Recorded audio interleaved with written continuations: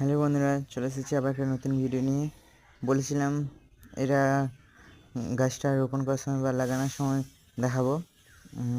দেখো গাছটা কতটা গ্রোথ হয়েছে, আর পারছি না ওয়েট করতে।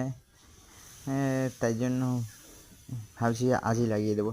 কতটা করে গোড়া বেরিয়েছে দেখো, সে করে বেরিয়ে গেছে। টিউবারটাও ভালো মনে হচ্ছে, দেখা যাক কি হয়, গাছটা কেমন হয়। অনেকটি হেলদি হয়ে গেছে। চ্যানেলটা সবাই সাবস্ক্রাইব করে দেবে প্লিজ, যাতে পরের ভিডিও আপনাদের কাছে যেতে পারে। আর লাইক কমেন্ট শেয়ার করবে, লাইক করে বোঝাবেন যে কেমন লেগেছে। আর যদি কিছু ভুল হয়ে থাকে কমেন্টে বলবে, ঠিক আছে?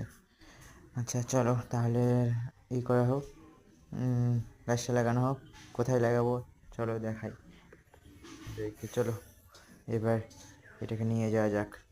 ঠিক আছে চলো, ছাদে চলে এসেছি, দেখাচ্ছি কোথায় লাগাবো। গাছটা হেলদি, তিনটে আছে। এই দেখো আমার পদ্ম গাছটা কত বড়। সবার পদ্ম গাছ ছোটো হয় গামলাতে, আমার পদ্ম গাছটা দেখছো কত বড়, আমার হাইটে, আমার চেয়েও একটু ছোটো আমার চেয়ে। তবে এই দেখো কুঁড়িটা, আগে একটা ছোটো কুঁড়ি, আর এই দেখো পাতাগুলো দেখতে পাচ্ছ কত সুন্দর। এই দেখো এটাতে লাগাবো, আর এটাতে শালুক গাছ লাগিয়েছি। হ্যাঁ, এটাতে সেই মাঠ থেকে আনা সেই শালুক গাছগুলো লাগিয়েছি, বৃষ্টির জন্য দেখাতে পারিনি বলেছিলাম। আজ দেখে নাও, এই দেখো এটাতে লাগিয়েছি। আরও দুটো কত গ্রোথ হয়েছে, নতুন নতুন পাতা বেরিয়েছে, মনে হচ্ছে হয়ে যাবে।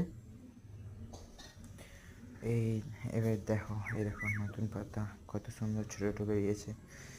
আর এটাতে লাগাবো নতুন পাতা গাছের টিউবারটা। জলটা কত পরিষ্কার, 3-4 দিন ধরে হলো রেখেছি মাটি তৈরি করে, আর সেটাকে লাগিয়ে দেবো।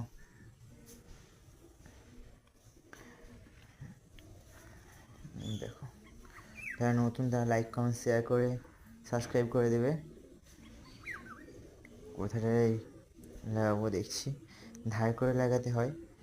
এটা সম্পূর্ণ ভালোভাবে লাগালে গাছটা ভালোভাবে হবে। ধারে লাগালে, মূলত পদ্ম গাছ ধারেতেই লাগাতে হয়।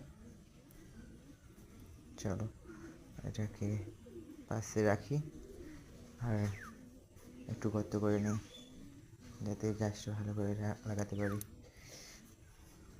ভিডিওতে দেখাবো